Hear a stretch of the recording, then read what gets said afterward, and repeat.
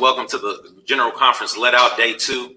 I'm your host, Reverend Melech Thomas. I serve as the senior pastor of Bethel AME Church in Selma, North Carolina. And we're not going to do too much introductory remarks tonight because we have a lot to discuss. Today was a very, very eventful day in the life of the 51st quadrennial session of the General Conference of the African Methodist Episcopal Church. And we have a lot to discuss. And I'm not here by myself.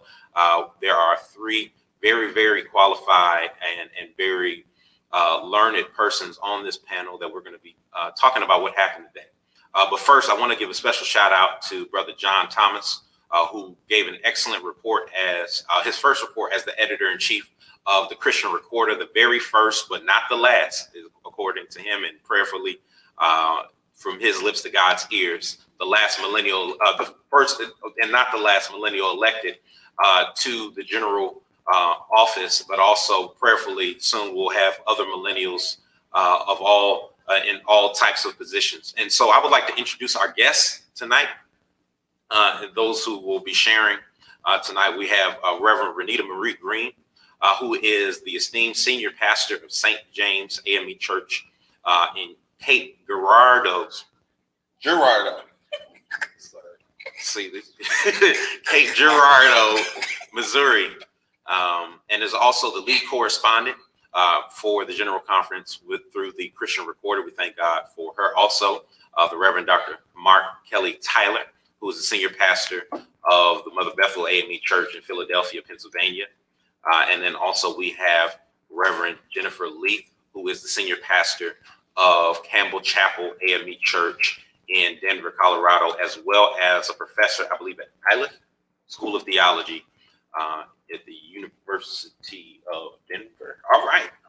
Okay. So for those of you who do not know, and for those who have been hearing through the grapevine today, a historic vote kind of took place on the floor of the General Conference in regards to some of the language in the Doctrine and Discipline of the African Methodist Episcopal Church. This legislation surrounded the language that we have about same-sex or same-gender marriage and the role of the clergy in same-gender marriage, and then also the role of the pastor as it relates to same-gender couples and same-sex couples and in the local church. And so there were a lot of things that happened. I would like to first talk to our lead correspondent for the Christian Recorder, Reverend Green. If you could just tell us a little bit about what went down in the room that today.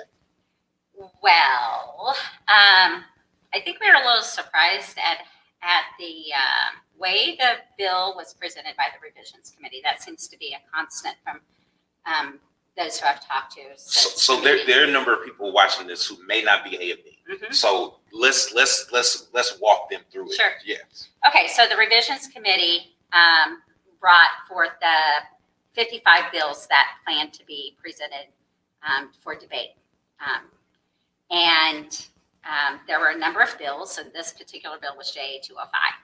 And the Rules Committee yesterday established that the first reading constitutes just reading the bill number and the title, and then the second reading is the text, and then the third reading is when we take action. So JA 205 was presented very swiftly, and there were a number of other bills before JA 205. So it was kind of like, oh wait, they're doing this now, and so that happened, and then the discussion, calling it for a vote. So the bill was presented, and the revisions committee was very clear that they are not to they cannot change the doctrine. The Rules Committee cannot change the doctrine of the church.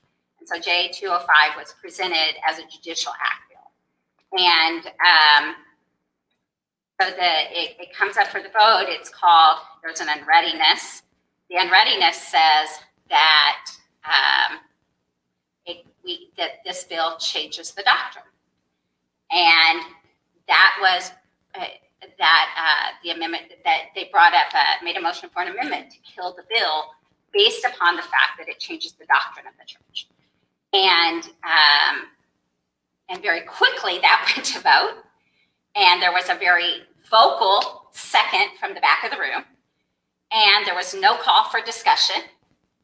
And reportedly, there were people in queue for discussion, and there were people in their Episcopal rooms who were saying they wanted to have discussion, were calling for discussion, but the queue was not seen, recognized, and lots of challenges, tech challenges. And without the ability to be in the room and call that out, as the person did who came into the room to do the second, there was no discussion on the bill, and it went straight to the vote. And so some of the issue that is being raised is about the striking of the bill altogether and what this means for us as a church and what it says about us as a church. But a whole lot of conversation is really just about procedure. And what does it mean for a church to silence the voices of the people and to say, you don't even deserve to be heard? So tell me a little bit more about the vibe in the room before, during, and after the vote took place. So it was quiet, and there were a couple of claps when the bill died, but they were muffled. It was not like a big cheering section. And I'm not hearing that cheering section was anywhere. Now, if it was somewhere, I just haven't heard it. I'm not saying that that's, the whole case. But, and certainly people came back trying to bring this back and say, the proper procedure wasn't followed. We deserve to be heard. And what was the response from the bench? Well, they didn't get to be heard. So, I am not a parliamentary procedure expert. I'm definitely not an expert on Robert's Rules of Order. From what I understand, the chairperson does not have to does not have to say, is there any discussion? So when a chairperson says, is there any discussion, that's like doing a favor to the body. But in this setting, when there's no way to just say unreadiness and for the chair to hear, we talk, there's lots of talk about disenfranchising votes by, when the committee member leaves the room, but how about when the mic isn't even open? So let's talk a little bit about this, and I want to get some of the comments from some of our other panels.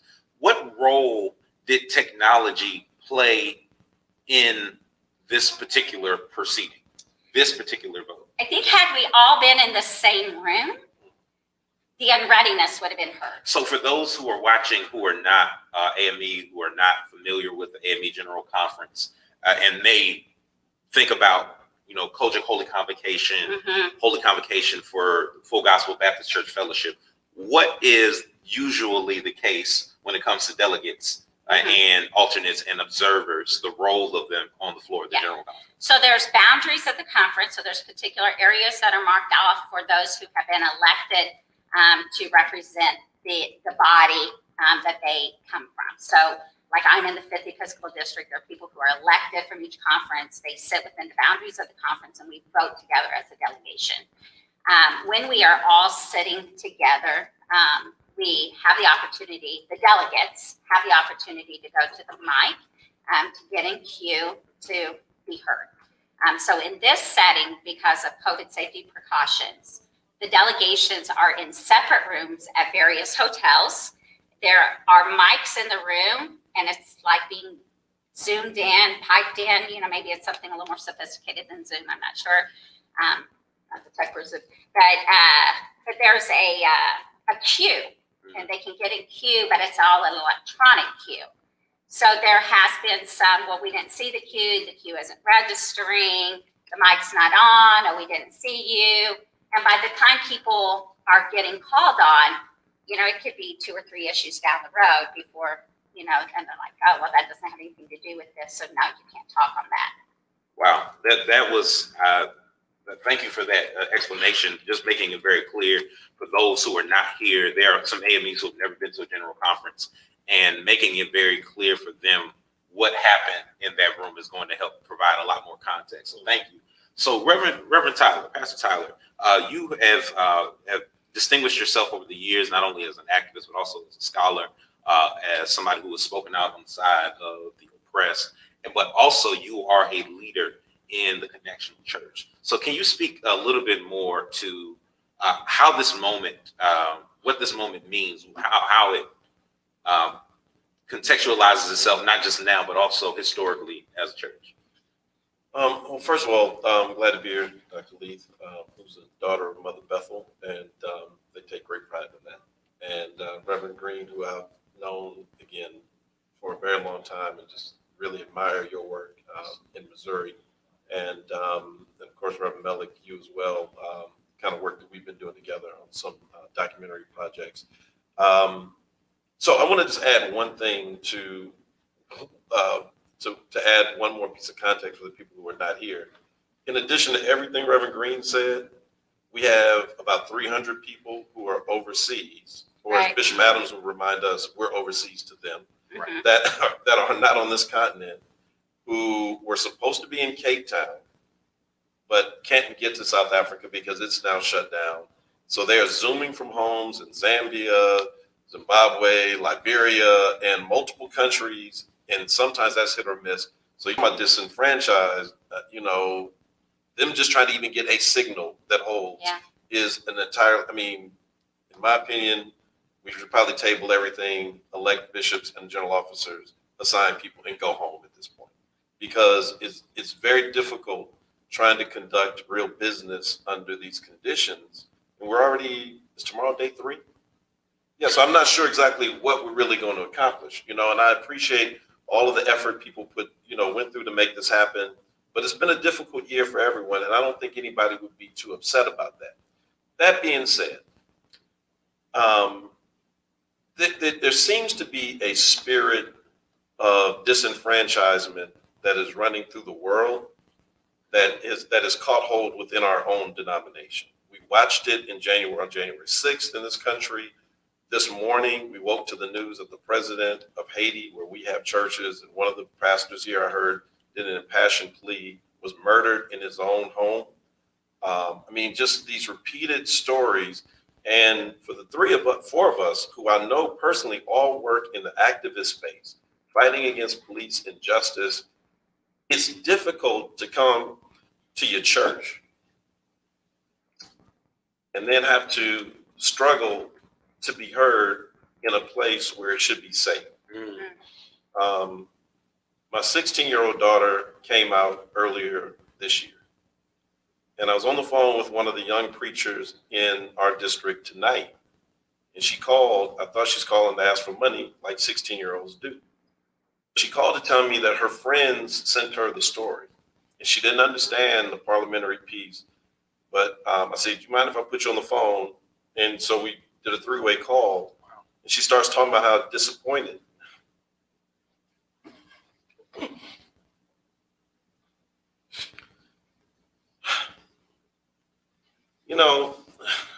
This is personal. As a church, we're a family. And I totally respect anyone who is not where I am. That's your right. It's your right to interpret the Bible the way you want. And I'm not going to argue with someone about whether we're right or wrong. That's fine. What's not all right is not to have a discussion. When this first started, the Episcopal Church took the stance that same-gender marriages were okay. I think it was the Episcopal Church in the early 2000s. What I remember first is a declaration from the bench saying what we could and could not do as clergy. I don't remember a discussion ever happening. Right? They had a discussion. They never asked us what we felt. It was decreed what we could not do or the consequences we would pay. Somehow that ultimately went into the discipline. And from the very beginning, when it comes to the issue of same-gender relationships, there's a spirit that says we can't even talk about it. And that's what happened today. It's not about the parliamentary piece. It's we don't even want to hear it. We don't want to talk about it.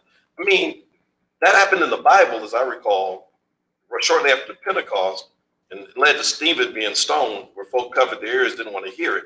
Wow. It's like, can we not tolerate a conversation? I pastor people who are married to each other in same gender relationships who are saying, Rev, is this our church? Mhm.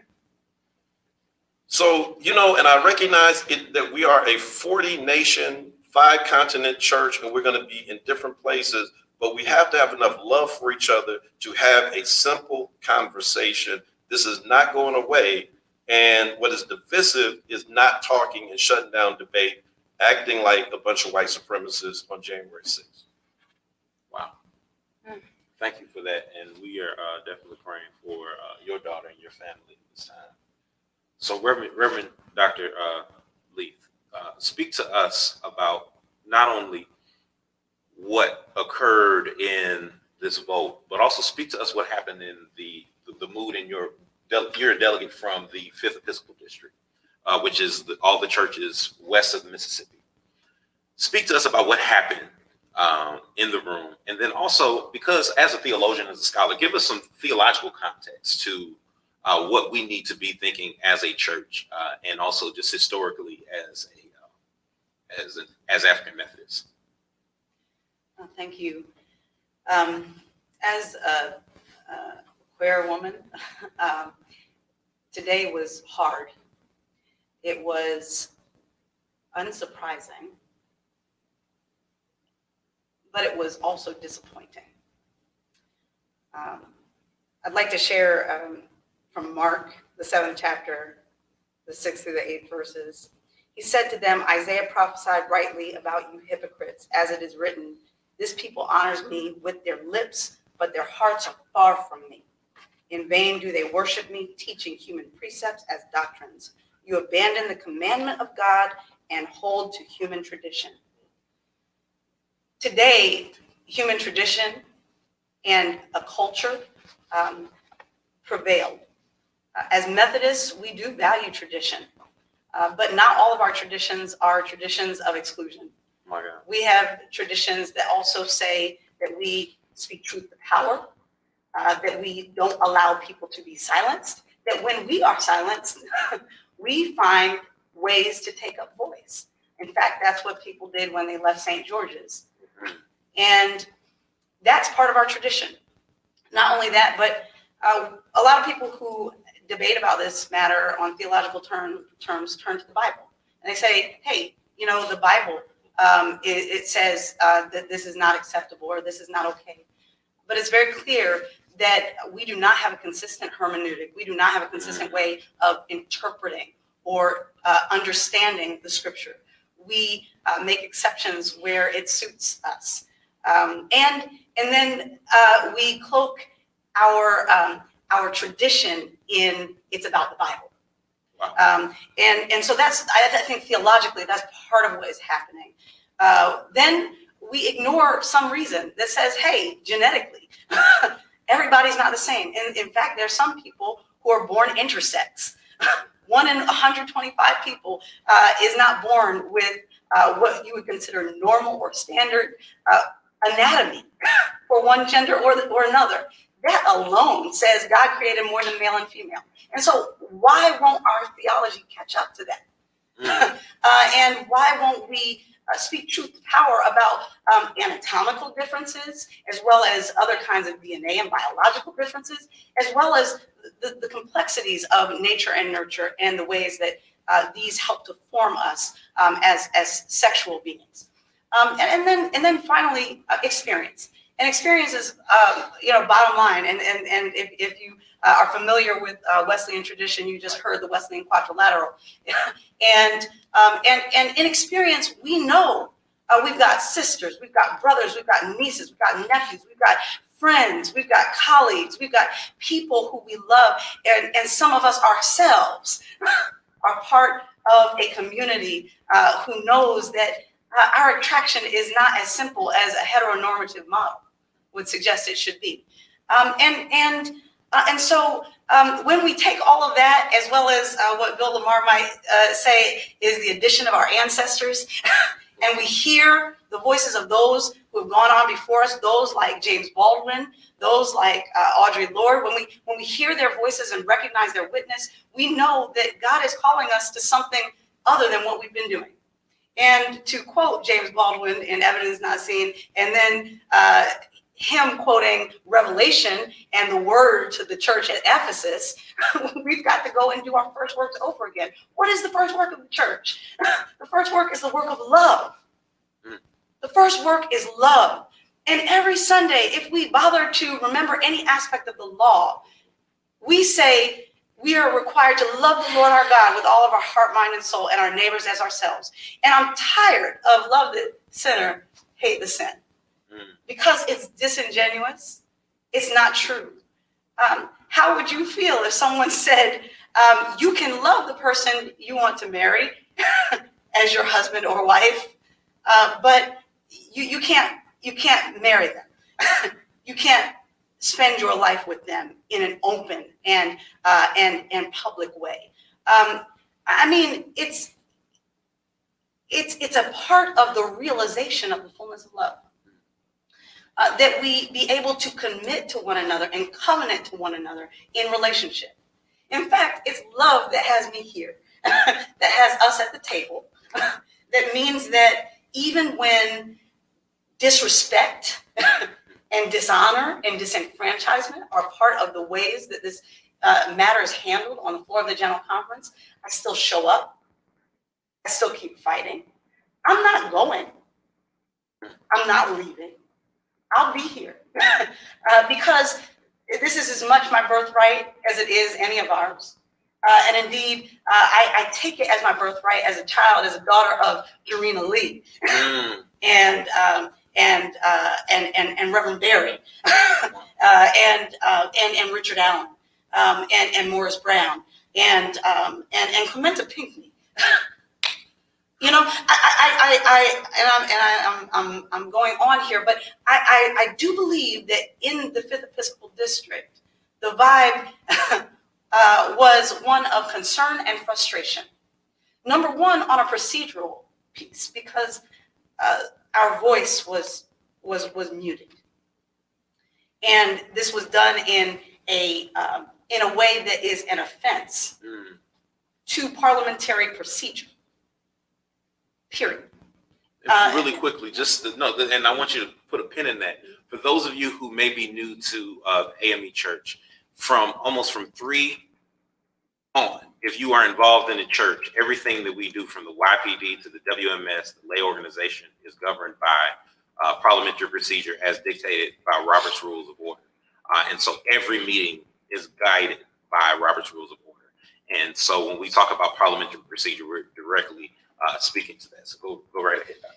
Yeah, and I think that the second piece is that we in the 5th District acknowledge our family. We acknowledge that, yes, we do have sisters and brothers and uncles and aunts and loved ones, daughters and sons. We have trans men and trans women. We've got drag queens. We've got intersex folks. We've got asexual folks. We've got inquiring folks who are part of our family, part of our blood family, and we're not willing to deny them, and we're not willing to see them depressed, and we're not willing to have their suicide on our backs or on our consciences. And I think that the district is also clear that, you know, we go home to churches with LGBTQ people in them who are looking to know, as has already been stated, where do we stand? Thank you for that. I'm going to come back to because we're at about 9:30. We're going to try to end at about 9:45 because I know that a lot of people need to get up at 6 o'clock for morning manna for our general conference. We're gonna go just a little bit longer because the discussion is really good. It's very, very important. This is a historic day in the African Methodist Episcopal Church, and I want to make sure that we encapsulate this for our viewers. Pastor Mark, could you speak to the ways in which our general conference has had to self-correct over the years? Yeah. So I was pleased to see the Reverend Fred Day, who's the General Secretary for history for the United Methodist Church who's watching the live. And really quickly, and thank you for bringing that up. We have about 127 viewers across our different platforms. We're asking that you share, that you like, that you actually like our page, because we'll be doing this all week. And so we want you to share this, comment, like, because the more you engage, the more you are spreading what we're talking about. And we want to democratize the General Conference, because not everybody can afford to come to Orlando. Not everybody can afford it. We want to make sure we democratize this space so that the entire church and the church and the people that we seek to serve can have access to what we are doing. So make sure you like and subscribe and subscribe. Also, put your district, your church, shout yourself out in the comments so that we know who we are talking to. Go right ahead. Yep. And so thank you for that. So Reverend Dave, when he was the pastor of St. George's, and I became very close. And one day we were kind of walking through St. George's, which is an incredible experience, you know, where you say we walked out from our ancestors. And he said, you know, he's always reminded that it's not just about, I should say, who was put in the balcony back then, but it's about who we put in the balcony today. Wow. And I've held that, and I use it all the time, and always credit Fred for it, because it is such a powerful reminder. So when Richard Allen walks out, everybody comes along with him. He starts Mother Bethel, which is now, again, 5 continents, 40 countries later. But what happens?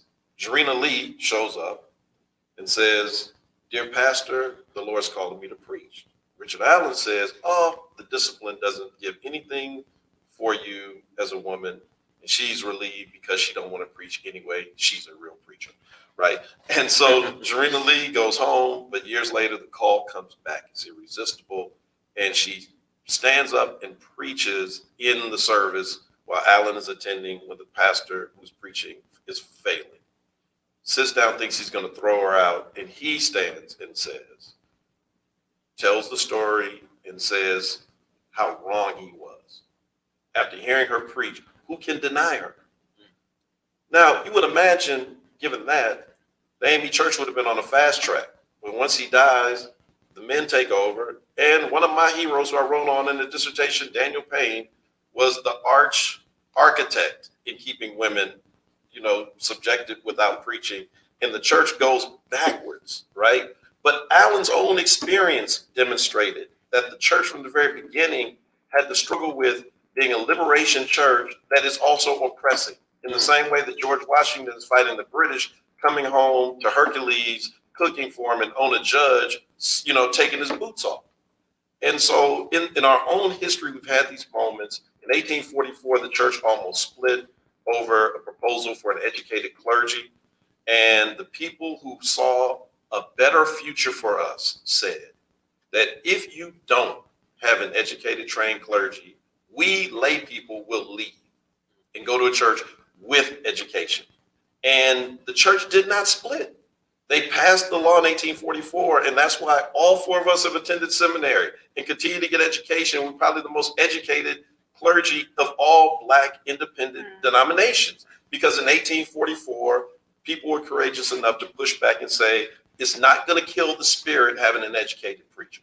So we've always come to these moments. Women did not just somehow have men wake up one day in 1960 and say, "Oh, you guys should be able to preach. You ladies should be able to preach." Right? No, women fought and organized for years. But they found allies with men who were in these delegations who had to withstand the criticism of the other men who derided them and talked about them, and somehow the laws changed. And so we have always had a tradition of the laws changing, and we are at another moment right now. And I'm telling you, you don't want to be on the wrong side of history. You don't. Thank you for that, Dr. Tyler. That was excellent. So, Reverend Green, could you speak to the media response? Because within minutes of us leaving out of the main hall, there were articles across that I was being texted and DM. So tell us a little bit about the media response. Yeah, so we were contacted by World News Press, Religion News, World Religion News Press, Religion, what, yeah, Religion News Press. Religion News Press. Religion News Service. Yes. And had a very good conversation with the reporter. Talked about our legislative procedure, that this bill was coming up, you know, and I talked very extensively to her about the fact that we are willing to wrestle with this issue is an act of love in itself. Those were my words, which you didn't see anywhere. So the spirit of what was said, the words that I said were not printed. I did ask her to hold. I said, it's, you know, first reading. We got to get through the second reading. You know, don't print, or just in the print this. This is all you know right now, is that this is what we're doing, and then come back and, you know, there'll be more story, because this isn't over yet. She was also messaging with someone else, and she said that her editor was going to print it. And I said, well, have your editor call my editor. And that didn't happen. And so our editor called their editor, and within about 20 minutes, there was some reprint. But the damage had already been done. And my hurt is that that people may have just considered this done. Like, you know, there's no more. And I believe, and maybe it's optimistic or naive optimism, but I believe that there is a way to redress this. There is a way to bring this bill back up and to challenge the, procedurally, to challenge the fact that we were not heard on this. And so I'm grateful that our editor was able to make the moves that he made. And but they were ready to go. And one of my one thing that I don't like about other people telling our story is that they're not telling our story from a place of wholeness and it's entertainment. It's shock value. It's look at this. And but then, you know, like on the other side is like, if we're embarrassed about what other people say about us and what they're saying is true, then we just need to do better. And, you know, we can't be embarrassed about people telling the truth. All we can do is make the truth not true. And then we don't have to be embarrassed. And so, you know, so hopefully we'll do better. And we didn't plan for me to say this. I just, you know, I'm going to share just a second. So I came to the AME church. I grew up Pentecostal. And from the Pentecostal church did some, like, you know, word of faith, you know, evangelical stuff. And that didn't work well with me. And it didn't work well because it was a white church that did not value. And I didn't have the language for it then. I was young, but I had these little black children. And they did not see themselves. And the message that they were hearing, and I wasn't really tuned in then, but I knew that what we were hearing was not helpful, and that it was separate. So we went to another church that was like a Kojic church. So we hung out in a church that was like a Kojic church for a long time before I came to the AME church. The issue of same-gender relationships is not something I would have considered being appropriate to God. In all of my years of, you know, I would have not, in my younger years, I would not even have considered affiliating with a faith tradition that considered same-gender relationships authentic to God. So things change, you know, like, and when things change, here's things that change. When you become a parent who your children challenge you to say, where's God's love in this? You talk about this love of God, but how is this loving people? You know, and we talk about, you know, what is our theology I mean, we can use all the words we want to use, but plain and simple, 1 John 4:8, God is love. That is our theology. That is all of it. That is all of it. And anything we say or do that does not line up with God's love or God being love, God didn't do love, God was love. And so what does it mean for us to be love? Not do love, but be love. Because when we be love, we don't have to worry about what we're doing because what we're doing will line up with who we be. We have to be. And we're not being. Because any time that we're promoting anything that separates us from the love of God, Romans 8 says that nothing shall separate us. So here we are being a church that separates us from the love of God, who says that this is what it means to be a Christian, or this is what it means to be under the ark of safety. This is what it means to be redeemed, or this is what it means to be forgiven. We don't get to tell other people what God's love means for them. We don't get to do that. We don't get to do that. We absolutely do not get to do that. So I'm white, right? And so there's this thing about being white.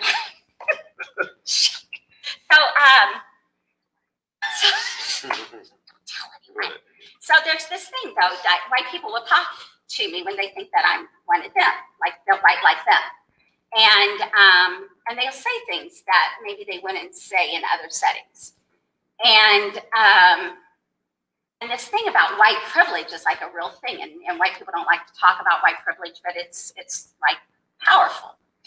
And white people who want them to see themselves to be seen as allies, which is a term that I do not like, by the way, because allies come and go, and I'm in it for as long as it benefits me, but as long as it no longer benefits me, or if it threatens me, then I'm not in it anymore.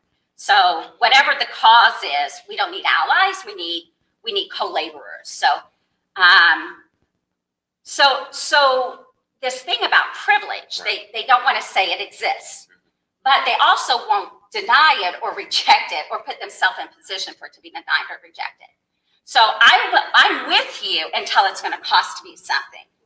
I'm with you until it means that my friends aren't going to receive me. I'm with you until it means I'm going to be shunned. I'm with you until it means I'm going to lose my job. I'm with you until it means that people aren't going to do business at my business. I'm with you until it negatively impacts me. And that type of privilege and that silencing of voices is exactly what happens even in our church setting, when people who believe in God's love, when people who believe that truth is truth, that love is love, that light is really light, and light shines out darkness, when we are unwilling to stand because we're afraid.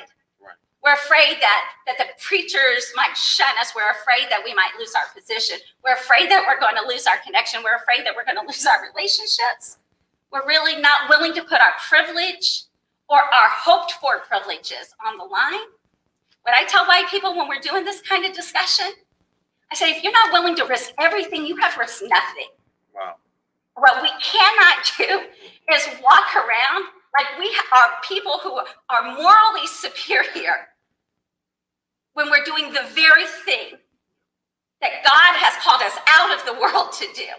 We are not of this world, and we do not have to act like this world. We are to a higher calling, and we have to press toward that higher calling. And that press means that it's going to be hurtful, painful, and it's going to take a lot of effort. It's going to take a lot of us. So now that bill that was presented today, the language was horrible on it. And there's a lot of ways that it needs to be corrected. But none of us did anything. None of us talked about it. None of us did any corrective action. None of us were proactive. And all of us are to blame. Reverend, I want to hear one more. Thank you for that. I appreciate you for sharing. I want to hear from Dr. Leath, Pastor Leath. Then we're going to close. The hour is well spent, but we just particularly as a queer pastor and as a queer person, we want to make sure that we hear from you, because in the words of Elisha, open our eyes that we might see that there are more out there. And so could you speak to not simply just your experience, but also just any parting words you might even have for some of the queer clergy, queer persons in the church.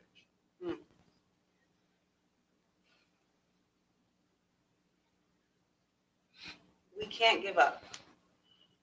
Don't give up. I won't give up. Fight on. Each of us, we are called differently. Some of us are called to fight within the system. Some of us are called to fight outside of the system. Some of us are called to efforts of reform. Some of us are called to efforts of revolution. It takes all of us. Yeah. I was in queue with an amendment to the bill, and so I was prepared. Could you say that one more time, just for the record? Sure. I was in queue with an amendment to the bill that would have attempted to correct some of the language, but also to make space for us to take this off the table, take that language out of the discipline, take language with respect to marriage out of the discipline altogether, which was the intent of the bill, until such a time as we are able to have dialogue, to have discourse on these matters. I want to be really clear. I'm not talking about a lip service to dialogue that really just kicks it down the road, where we really actually never have the dialogue, but actual dialogue. And I have a resolution to present. I've been sharing it. It's a resolution that calls for dialogue and that gives some structure for a committee committed to dialogue. It's not, you have to agree with me, it's not affirming LGBTQ people, but it's saying we're ready to sit at the table and have a conversation. At the very least, I hope for that. I have to confess, it makes me feel a little bit conservative to offer that, because the reality is that my life matters. Right. And that I know God loves me as I am. That God has spoken to and shown me that just as I am without one plea, that his blood was shed for me. I mean, I'm blessed, and the Lord is my shepherd, and I do not want. I don't, and God has blessed, but I recognize that not everyone sits where I sit. Not everyone can say and speak as I speak. And I just pray for you who are there to know clergy, queer clergy, LGBTQ clergy. I want you to know supporters, God loves you.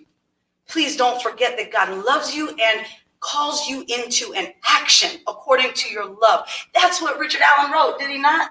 Let my last breath be love, be the action of love. And so that is my prayer. I'd rather, if there's such a thing as the pearly gates, and we think of heaven in that way, I'd rather God say that you were like Abraham when I was about to go to Sodom and Gomorrah, and you said, "Wait, God, would you please just try to help and affirm and connect with and include this people? Would you please just try to express a love, a welcome for these foreigners, for these strangers, as the law calls us to? Would you please?" And I'd rather be on the side of loving too much, too much inclusion, too much affirmation, too much opportunity for enfranchisement, too much voice for people, than to be on the other side. So thank you for that. We have to wrap it up. We've gone a little bit over, but I want to thank each of our panelists for just a very spirited and honest discussion. This is a very, very real issue, and I'm glad we were able to speak to it. I just in closing, I want to just share a quick statement.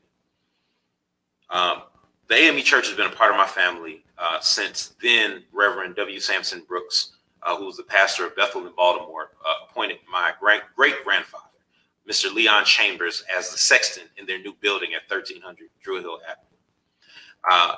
He built the women's bathroom because there was not space for women to be able to take care of what they needed to in the church. Flash forward 60 years later, my father and my mother both accept the call to ministry at Bethel AME Church in Baltimore, Maryland. And in 1982, God lays on my dad's heart to start a church in the city of Baltimore. He named it Adams Chapel. And when they were looking for a place to house the church, where other people were intimidated and would not be able to find any places for them in the city of Baltimore, there was one rector of an Episcopal church named the Church of Holy Nativity that was on in Garrison Heights in Baltimore by the name of Paulie Murray, who opened the doors of the chapel so that Adams Chapel AME Church can be born on Easter Sunday of 1982. There's been a lot that the AME Church has gotten right this week. We have made sure that the COVID restrictions are in place. We have made sure that everybody had a mask, that everybody had hand sanitizer. We have made sure that this is a space that is safe biologically. I believe today that the AME Church got it wrong. AME Church got it wrong. And we have an obligation, those of us who love the church, to tell it like it is. It is not an act of defiance or hate to say that we got it wrong, but we got it wrong. It is a dangerous thing when the Church of Richard Allen agrees with the same thing of the Southern Baptist Church. My. How interesting that at the same time that the Southern Baptist Church is trying to silence conversation about critical race theory, we are silencing the voices of our queer siblings. Is liberation theology simply us getting free from the holes of slave ships so that we can ride on the decks? It's time for us to correct our wrongs and to know that whether or not we believe in fundamentalism, who can do this, who can do that, the real fundamentalism is found in John 13:34, where Jesus says, one last commandment I leave with you, that you love one another as I have loved you. It is by this that all persons should know that you are my disciples, that you love one another. And in closing, I want to leave you with the hymn, a great hymn of the church, that is our prayer for this evening, written by Harry Emerson Fosdick. God of grace, God of glory, on thy people pour thy power. Yes. Crown thy ancient church's story, bring its bud to glorious flower. Grant us wisdom, grant us courage for the facing of this hour. Yes. This we ask in Jesus' name, amen. Join us tomorrow at 9 p.m. We're grateful for you to join us. Share this, like this, subscribe. We thank our panelists. We love you. Have a good night.